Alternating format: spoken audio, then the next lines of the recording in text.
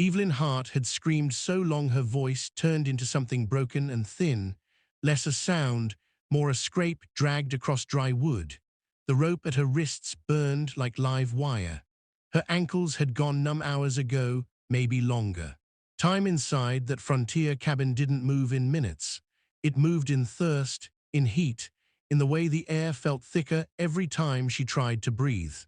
She was tied upright against raw timber, sweat running down her spine, flies gathering where she couldn't swat them away. Fear had already done its job. This was what came after fear, when the body starts to quit, but the mind refuses to. The door creaked. Light knifed through the cracks in the boards and cut across her face. She squinted hard, jerking her head up as boots crossed the floor. A man stepped inside, older, broad-shouldered, dust on his coat, a hat pulled low enough to hide his eyes. Evelyn screamed again, not because she thought it would save her, but because every man she'd seen in the last 2 days had either lied to her or tied her tighter. The rancher didn't rush her, didn't reach for her. Instead, he stopped a few steps away, like he understood what panic could do to a trapped animal. Then he slowly knelt, hands open, movements deliberate, like he was doing the one thing nobody expected. Evelyn's stomach twisted. Her pulse slammed in her throat. She kicked, trying to pull away, trying to make herself smaller, even though the rope wouldn't allow it. Pain shot up her calves as the ankle rope bit deeper. "That's it," she choked out. "That's what you want." The man finally spoke, voice low and steady. "Easy. If you keep fighting, you'll tear your skin." Reason didn't reach her, not yet. All she heard was the same danger wearing a different coat. He lifted one gloved hand slowly and showed her a small knife. Not polished, not pretty, the kind used for work, not show. "I'm cutting the rope," he said. "Not you."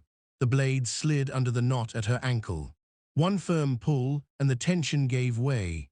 Evelyn gasped as blood rushed back into her foot. It hurt so sharply she cried out, trembling, almost collapsing, but the rope at her wrists still held her upright.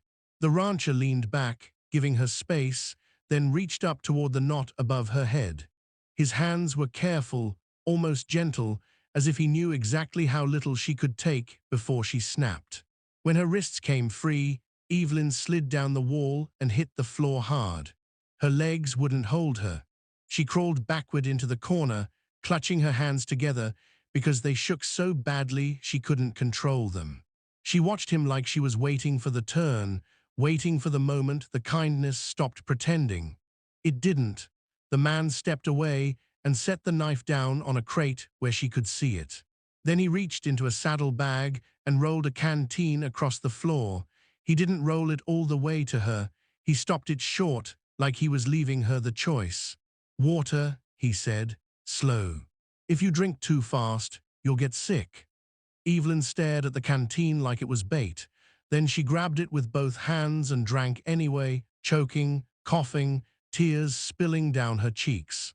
The rancher stood at the doorway listening, head tilted, like the woods were speaking a language he understood. "They'll be back," he said quietly. "Not long." That snapped Evelyn back into herself. "Who?" Her voice came out rough. "Who will be back?" He turned enough that she saw his face, gray in his beard, lines carved deep by sun and wind. Eyes that had seen enough trouble to recognize it the second it entered a room. "The men who put you here," he said. "And if they find you gone, they'll hunt you until they don't have to anymore." Evelyn hugged her knees. Shame crawled over her skin. She felt foolish for hoping the world had rules. "I didn't steal anything," she said. "I didn't hurt anyone."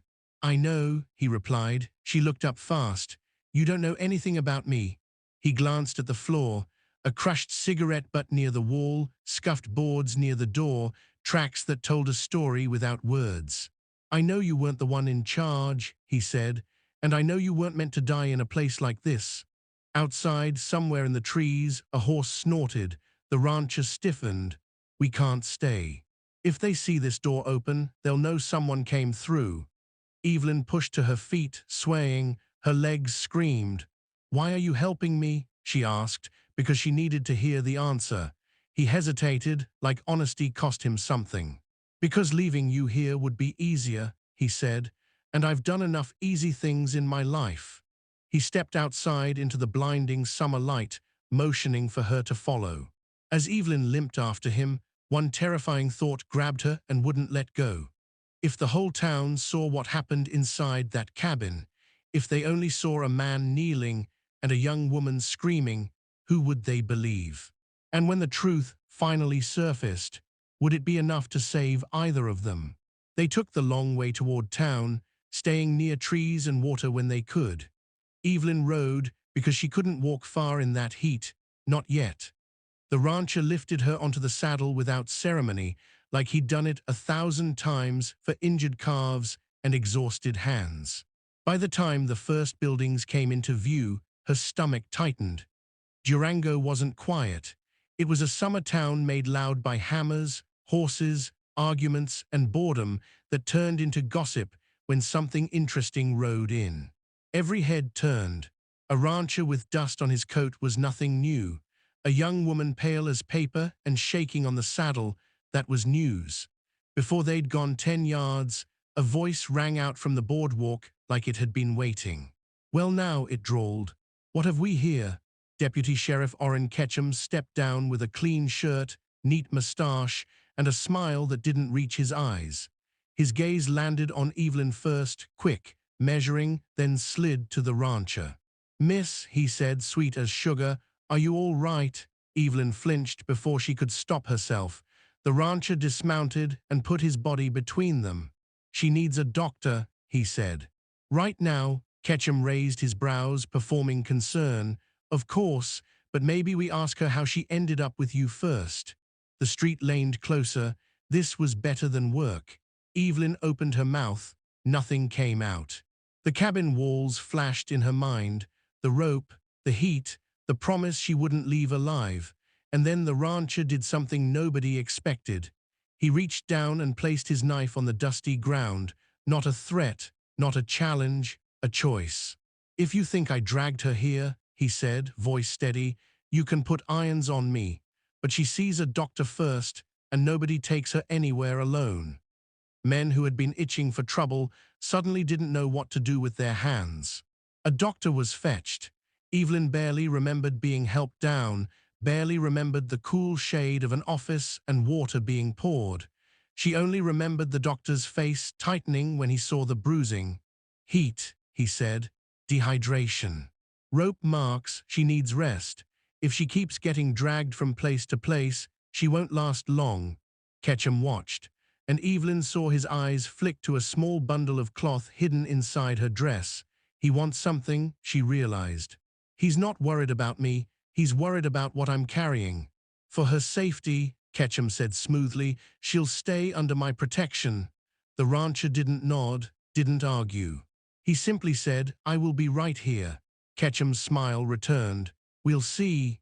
Two deputies stepped forward. Irons came out. The rancher, Silas Mercer, Evelyn heard someone whisper, didn't fight them.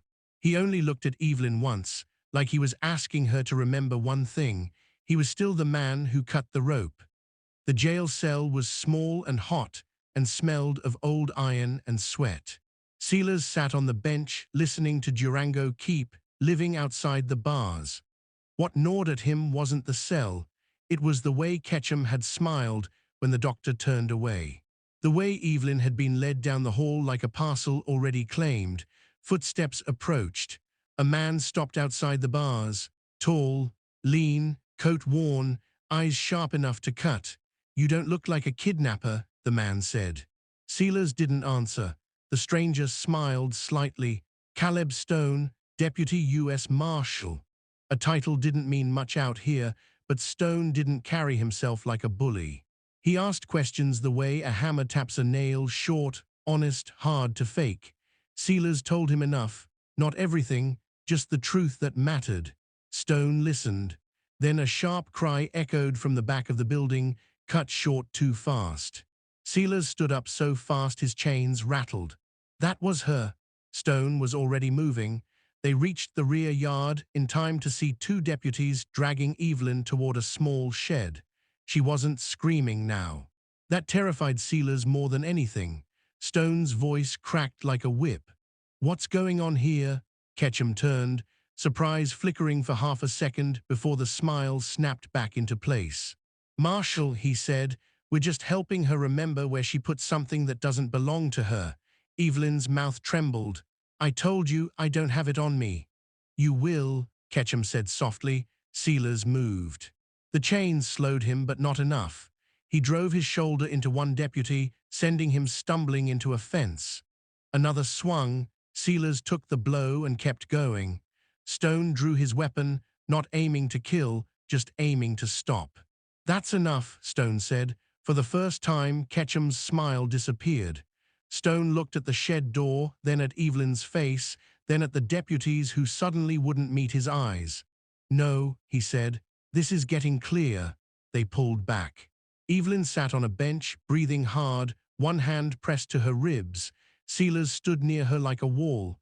Stone pulled Sealers aside. "Whatever she has," he murmured, "it's big enough for Ketchum to risk everything." Sealers stared at the town beyond the yard. "Then it ends somewhere else." Stone studied him. "Where?" Sealers thought of the cabin again, the loose board by the hearth, the place no one looked unless they already knew. Back where it started. They moved at dusk, the heat finally easing its grip. The cabin appeared the same way it had before, just another shadow among trees until it wasn't. "This is where they kept me," Evelyn whispered. Stone didn't soften his voice. He made it steady. "Then this is where they'll come looking." Inside, Sealers went straight to the hearth, counted boards, pried up the loose plank with his knife. Beneath it lay a bundle wrapped in oilcloth. Evelyn couldn't reach for it. Her fingers hovered in the air like they didn't belong to her. Her eyes drifted to the corner where the rope had been, like the cabin still had a claim on her. Stone took the bundle, unwrapped it enough to see inked lines, names, numbers, a ledger. Freight routes, payoffs, names of men who'd been paid to keep their mouths shut, dates that matched missing wagons, money that flowed into the hands of a deputy who was supposed to protect the town. "This isn't just land," Stone said quietly. "This is theft, coercion, a whole trail." A branch snapped outside, all three froze, boots crunched in dirt, low voices in the trees. "They came back," Evelyn whispered, Sealers' jaw set. "Yes, and they're not here to talk." The door rattled. Then burst open. The fight was fast, ugly, close. Two men charged in thinking the cabin would still be empty and helpless. It wasn't. Sealers hit first. Stone moved like a man trained for chaos. The attackers stumbled, panicked when they realized they'd misjudged the room. They ran. Stone wrapped the ledger again and tucked it inside his coat. "They'll tell Ketchum," Sealers nodded. "Good." They rode back to Durango under lantern light. The town felt different, like it was leaning forward, waiting for the next story to swallow. Stone didn't head for the jail. He headed for the center of town, where answers were supposed to live. Word spread faster than horses. People gathered. Not shouting, watching. Stone stepped forward, ledger in hand. "I'm calling a hearing," he said. "Tonight. In the morning, this goes before a judge." Ketchum arrived calm, neat, certain, like he thought the town belonged to him. "This is irregular," he said. Stone stared him down. "Watch me." Ketchum turned to the crowd with that familiar smile. "You all saw what I saw today, an unwell girl and a man who refused to answer simple questions." Eyes drifted to Sealers.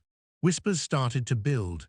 Stone opened the bundle and held up a single page, names and figures written in plain ink that matched the truth too well. Faces changed in small ways. A jaw tightened. A mother pulled her child closer.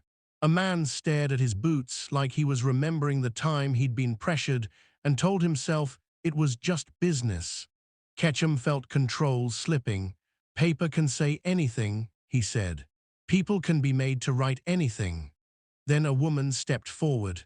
Martha Lane, the boarding house owner, the kind of woman folks trusted because she'd poured their coffee for years and listened without judging. "I was told to keep an eye on her," Martha said, nodding toward Evelyn. "I was told what would happen if I didn't." An older shopkeeper cleared his throat. He tried that pressure on me last winter. A ranch hand near the back nodded. My brother, too. The town didn't turn like a stampede. It turned like ice breaking on a river, slow, loud in its own way, impossible to stop once it started. Ketchum stepped back. You're confused, he snapped. Martha shook her head. No, I was scared. That's the sound of it breaking. Ketchum moved fast, trying to shove past, trying to end the story before it finished being told. Sealers stepped into his path. They went down hard, dust rising. The fight was short and ugly. Ketchum was younger. Sealers was heavier and had nothing left to lose. Stone fired one shot into the air, high and clean. Silence snapped over the street. Stone stood over Ketchum, whose smile was finally gone. You're relieved of duty, Stone said. You'll answer for this. The crowd didn't cheer. They didn't need to. They were doing something heavier. They were remembering. Morning came with dust and hard light. The hearing room filled. Names were read. Dates spoken. Routes traced across worn maps. Ketchum was held for trial. The papers were seized. The route shut down. It would take time, but the truth had finally found a voice loud enough to survive the town. Outside, Evelyn stepped into brighter light and felt something loosen in her chest for the first time in days. What happens now? She asked. Sealers looked at the street, the horses, the people already drifting back toward routine. Now you rest, he said, and you decide what kind of life you want when no one's chasing you. She nodded, then asked the question she'd been afraid to ask. And you? Sealers hesitated. I go back to my ranch, he said. Fix what needs fixing. A man my age learns some things are worth more than quiet. He looked at her once, honest and plain. If you need a place to breathe for a while, he added, there's room. He didn't promise miracles. He didn't dress it up. Evelyn smiled anyway.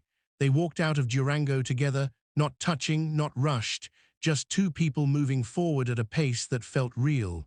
And that was how the story settled, not in the fight, not in the paper, but in the choice that cost comfort, in the harder right over the easier wrong. Somewhere down a quiet trail, an old rancher and a young woman who learned to stand tall kept moving forward, not as hero and victim, but as two people who chose decency when it cost them dearly.